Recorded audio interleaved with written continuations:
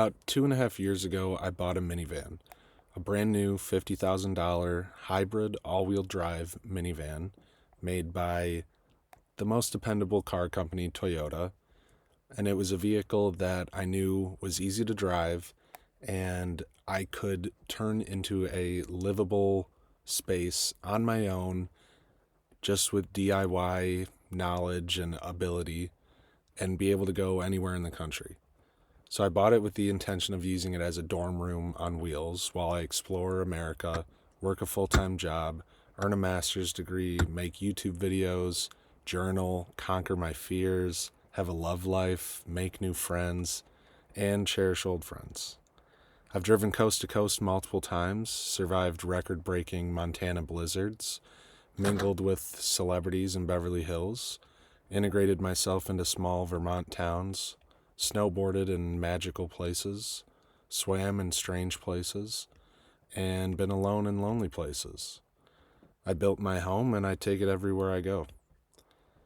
Once you experience this lifestyle, the world becomes your playground, humanity becomes your friend, and you become your spirit. So, do you guys want a tour? I'll give you a tour if you want a tour. It's nothing fancy. It's super cool and ingenious and well designed and creative, but, it's nothing fancy.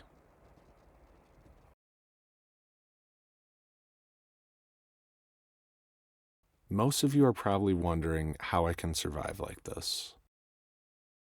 And it is difficult to live like this, to survive like this, that is, because living is just easy. You live so much.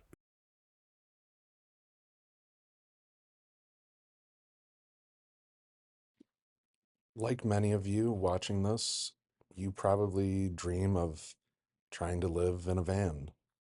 You might be dreaming of a Sprinter van, or a Ram ProMaster, or a Ford Transit, or an old Chevy van, or a minivan, or a truck. You could, I don't know what you're envisioning yourself living in, but for me, before I lived like this, I tried to picture myself living in a nice, full size Sprinter van that would have water and electrical and heat, and it would look super nice, and it would be a dream come true. But that takes a lot of work to build. And I spent hours and hours on YouTube watching people build those vans. And I tried to teach myself electrical and teach myself plumbing, but it was all from just my phone. I wasn't hands on doing anything. And so I didn't learn anything. Even though I did all this preparing and learning and prepping, I didn't do anything because I didn't have a Sprinter van that I could build out.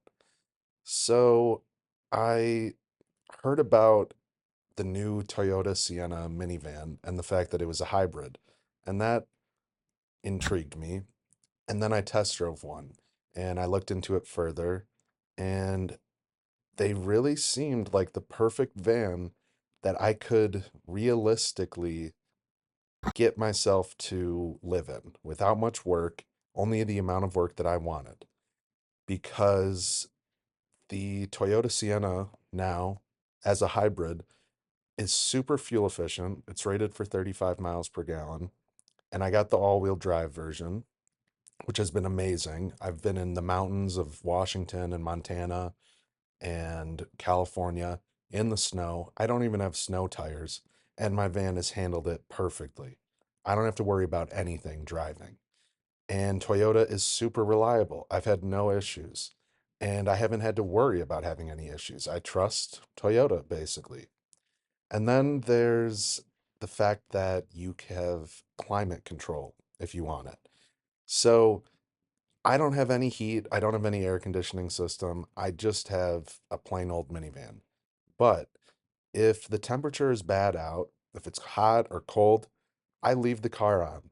And I've done a lot of tests, and the engine does not stay on very long because it's a hybrid. The engine only comes on when it needs to charge up the hybrid battery. But once it's charged, the hybrid battery you gives you heat and air conditioning, and the engine just turns off. So, from my experience, I can have my van running for heat or air conditioning all night and only use a gallon of gas. We're talking $3 or $4 for 70 degrees or 60 degrees or 80 degrees, depending on how you want to sleep. And the car operates just fine. And you're not destroying the engine because it's running for 8 hours straight. It runs for like 3 minutes and then it turns off. And then 10 minutes later, it turns on for 3 minutes and it turns off. And it does that over and over again. And if that were a normal van, a normal minivan, the engine would run the whole time. And you would probably use 5 gallons each night and probably damage the engine.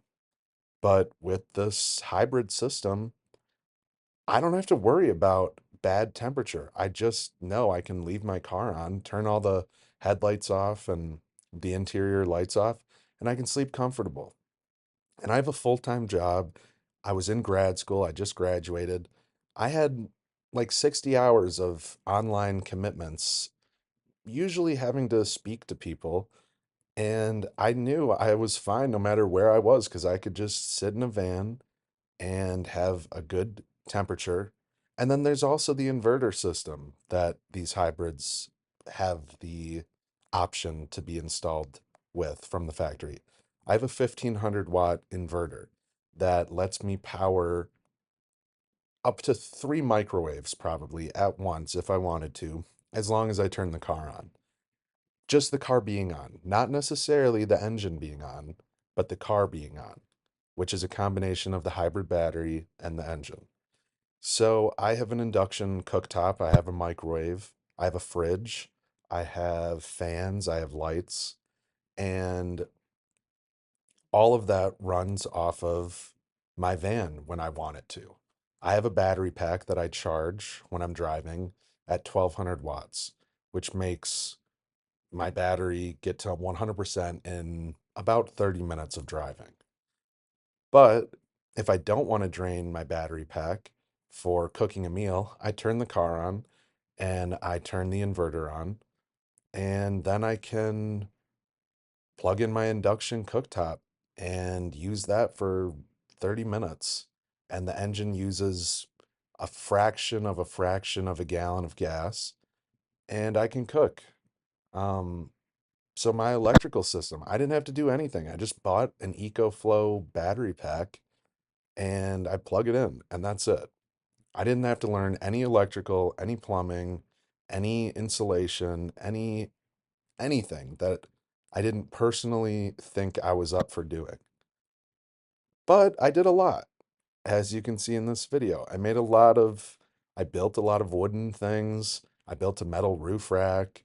Um, I did a lot to make this a nice space to live in, but it was only things that I was capable of.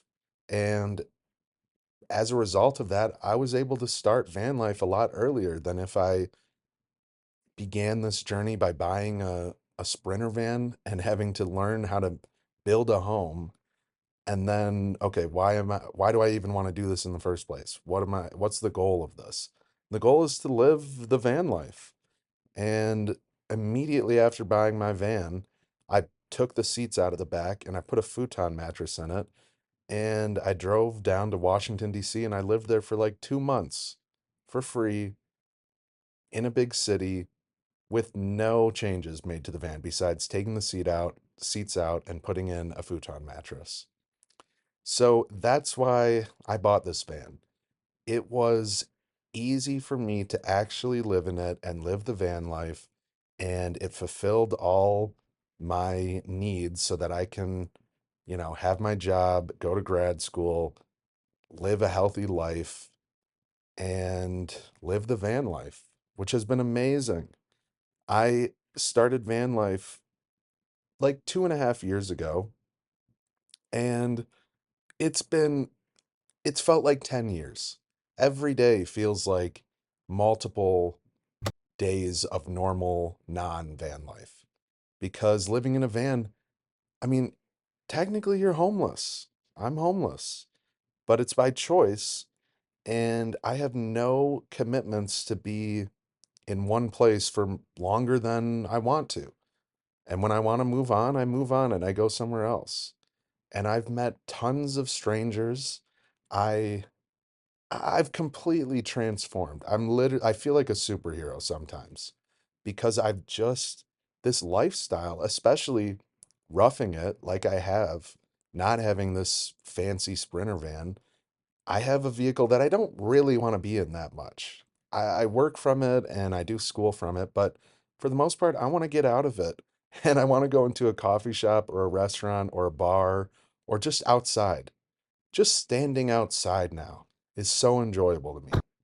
I mean, I could go on and on explaining why van life is amazing. And I've got like 5 more minutes of this van tour while I'll do that. Um, my favorite part of van life, I think, so far has just been driving alone, looking at nice scenery, and listening to my favorite songs, my favorite artists. Just listening to music in the car while you're by yourself and you don't know where you're going to sleep that night and you don't know how cold it's going to be and you have no friends where you're at. You don't know anyone and it's snowing out and you're in the mountains of Montana, but you're listening to a song and the song feels like the rest of the world doesn't exist. It sucks you into the song and you love it so much more. And it feels like such an intense moment. Just driving on the road. I love driving. I love listening to music and driving. And I get to do it wherever I want to in the country. And it's been incredible. Incredible. And then when I park somewhere and I watch a movie or a YouTube video or I read a book, that whatever I'm doing, it feels so immersive. It feels like it's the only thing that exists. Because I don't even have a house. I don't have, a shower. I don't have a shower. I don't have a working toilet. I don't have anything. I poop in a bucket, which I've only had to do twice. And it's an emergency poop bucket. I don't have anything. And it makes every feeling more intense. And it makes every entertainment any entertainment that you consume, it's more entertaining. It feels like it's the only thing that exists while you're doing it. And so I've lived all over the country now. I lived in LA for about 6 months. I lived in Seattle for about 6 months. I lived in Washington, D.C. for about 6 months. I drove coast to coast many times. I went snowboarding in Canada. I went snowboarding in Lake Tahoe. I went up the coast of Maine. I've been alone this whole time for the most part. You know, when I go back home at night to sleep, it's a car on the side of the road or in a parking lot, and I'm completely alone, which before I started this journey sounded terrifying, completely terrifying. I didn't think I would be able to do it. I thought I would lose my mind, and I was scared to start it. I did all this work on my van. And when I had to drive across the country to go to a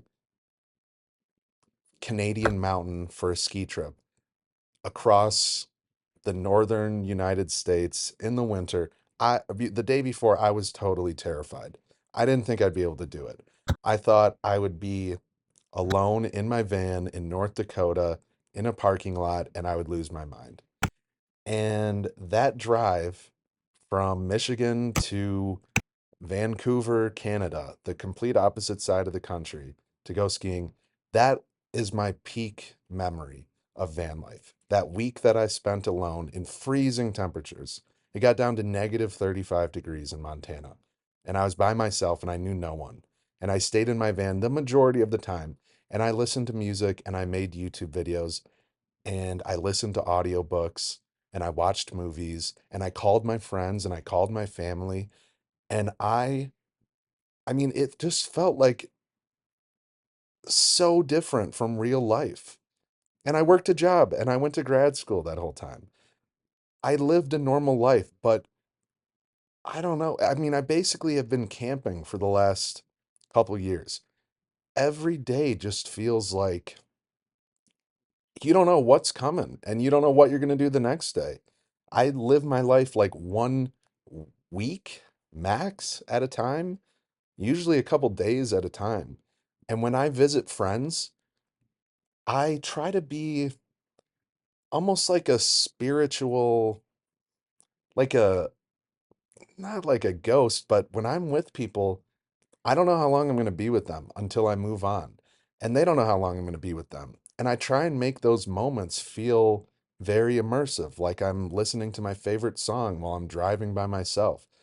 I give every moment now my full attention, and my mind is clear, my mind is focused. I accomplish everything I want to accomplish, and I think people can sense that when I walk into a room or I walk into a bar or a restaurant. People look at me, people make eye contact with me, people smile at me, and I have good, really good interactions with strangers in public. And what I want people to take away from me saying how amazing van life is really you don't have to live in a van to have most of these experiences. All you have to do is be by yourself and not be on your phone, rotting your brain on TikTok or Instagram or Twitter or Snapchat or Reddit. Just focus your brain on something, accomplishing something, or just sitting in your car looking ahead of you, listening to a song you like. But no, try to cherish that moment and don't think too far into the future and don't think too far into the past. Just live in that moment. And when you do that, I really think your life becomes a lot better, a lot deeper, and a lot less cluttered. I have to live pretty minimalistically living in a minivan, but I haven't made any sacrifices really. My life has been a roller coaster of stories I want to tell people, things I've learned that I want to share with people, people I've met that I want to tell people about. It's been unbelievable. And for the rest of my life, I'm going to have these memories in my head. And I can still picture them right now, driving across the country in the blizzards of Montana. It was scary, but I got through it and it felt like I was in a imaginary universe. It wasn't the real world. It was van life. Um, so you don't have to buy a Sprinter van and spend years building it into a home on wheels. And you don't need to buy a minivan and do any of these upgrades that I did. All you have to do to have these experiences is get in a car and go somewhere and be by yourself and try to make it, try and have a purpose for why you're doing this. When I first started, I was in Maine by myself. It was rainy, it was nighttime, and I just thought, why am I doing this? This is torture. So I had to figure out a way for this to all be worth it. Um, and the next day, I met a couple from Louisiana. They were in their 50s, and we went from bar to bar, learning about each other. I learned about their kids, they learned about my life. And I've never talked to them again, but we spent hours that night eating pizza, going to bars, and it was all worth it. All of these experiences have made me confident in myself. I feel like I can live anywhere. The whole country now just feels like if you want to go somewhere, you go there. Uh, the whole country is connected to me. I know what people are like from different places. And above all else, I really know myself now. And I feel like I can take on the world, and I'm really not going to stop taking on the world. I might stop living in a van at some point, but the van life mentality is going to be a part of me forever, and I couldn't be more grateful.